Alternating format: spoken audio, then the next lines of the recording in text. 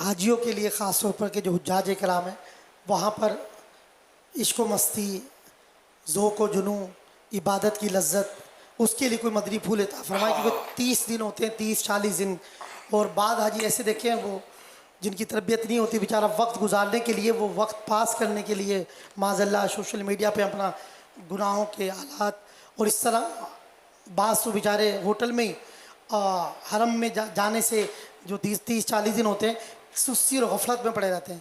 تو اس حوالے سے کہ حاجی کا ہر لمحہ قیمتی ہو اور وہ عبادت میں گزارے، آمین. اور اس کے حوالے سے کچھ آپ اللہ پاک توفیق دے. اصل مسئلہ سرکار وہ ماحول کا ہوتا ہے. اگر اس طرح کا ماحول ہو نا، ساتھ میں اس طرح انہیں قافلہ بنے، ہم ذہن ہوں، جذبہ ہو، مطالعہ ہو، علماء کے ٹچ میں رہنے والے لوگ ہوں، تو اس طرح مطلب ان کے قافلے میں اور عوام الناس کے قافلے میں فرق ہوگا. تو یہ ہوتا ہے سن پتہ، یعنی یہاں بھی میرا ذہن نہیں ہوگا، لیکن بعض لوگ یہاں رو بھی لیتے ہیں، سب کچھ کر لیتے ہیں، وہاں پھر کہہ مار کے ہنس رہے ہوتے ہیں. وہی مطلب پھر یعنی یہاں تک کہ طواف میں بھی اپنے آپ کو یہ لائیو کرتے ہوں گے. جو ایسا لگتا ہے طواف میں یوں چل رہے ہوتے ہیں، کبھی الٹے ہو جاتے ہیں، کبھی کعبے کو پیٹ کر لیتے ہیں معاذ اللہ، یہ یوں بنا رہے ہوتے ہیں، تو ایسا لگتا ہے یہ اپنے پیج پر لائیو چل رہے ہیں، یہ دکھا رہے ہیں کہ معبود اللہ کا یہ کارنامہ ہے.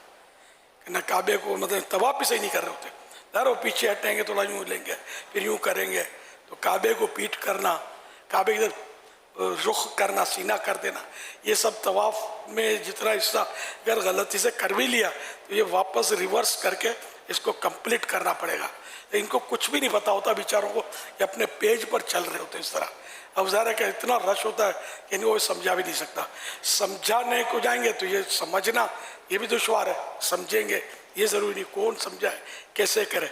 تو اس طرح اور بھی مطلب مسائل ہوتے ہیں کہ جو مطلب طواف میں غلطیاں کر رہے ہوتے ہیں. مطاف کی بعض اوقات بے ادبیاں ہو رہی ہوتی ہے، مسجد الحرام کی بے ادبیاں ہو رہی ہوتی ہیں، اور نہ جانے کیا کیا ہو رہا تھا. پھر مکہ مدینہ شریف کے مقدس سرزمین پر جو انداز ہوتا ہے کچھ لوگوں کا تو بڑا عجیب ہوتا ہے. اور سوشل میڈیا نے اور مطلب اس میں وہ خرابیاں بڑھا دی ہیں. پہلے یہ ہوتا تھا کہ ہم نے دیکھا ہے، جیسے کسی کے پاس کیمرہ آیا اور اس نے کیا نا، ہینڈی کیم یا کیمرے لوگ کوئی لاتے ہوں تھے، تو اگر پولیس نے دیکھ لیا نا، شرطی نے، تو اٹھا کے اس کو توڑ دیتا تھا اور کچھ نہیں بولتا تھا اگر کہ اس نے توڑ دینا تھا. لیکن اب یہ ظاہر انتظامیہ بھی تھک گئی نا، اب تو ہر آدمی کیا ہاتھ میں کس کو روکیں، اب نہیں روکتے، ابھی سب لگے ہوتے ہیں. تو وہاں جا کر وقت تھوڑا سا ملتا ہے تو جتنا ہو سکے ذکر و درود میں گزارا جائے. مسجد نبوی شریف میں بیٹھیں، الگ تھلگ بیٹھیں، جتنا دل جمعی ہوتی ہے درود شریف پڑھا کریں. چوپال، ہاں بھی چوپال لگتے ہیں، دعوتیں ہوتی ہیں، اور دعوتیں کوئی حرج نہیں ہے، لیکن چوپال لگتے ہیں، مذاق مسخریاں، ہر طرح کا ماحول ہمیں چل رہا ہوتا ہے. شاپنگ دبا کے ہوتی ہے، شاپنگ کرنا اور یہ کوئی جرم نہیں ہے، ذرا خاندان والوں کو دینا ہوتا ہے، ضروری ہوتا ہے بعض اوقات، پھر تحفہ دینا سنت بھی ہے. لیکن یار اس میں زیادہ انہماک اور مشغولیت نہ چاہیے. تو یہ ہوتی ہے، بہت مشغولیت ہوتی ہے. حج کے بعد تو شاپنگ ہی کی باری ہوتی ہے. فارغ ہو گیا حج سے تو اب نمازوں کی طرف اور رجحان تھوڑا میں نے نوٹ کیا کم ہو جاتا ہے.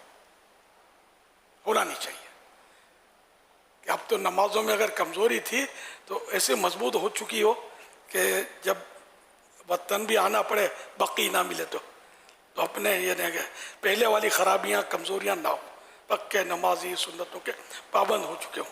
جو میرے آقا اعلی حضرت امام اہل سنت رحمۃ اللہ علیہ نے فرمایا کہ حج مبرور کی علامت یعنی نشانی ہی یہ ہے کہ پہلے سے اچھا ہو کر پلٹے.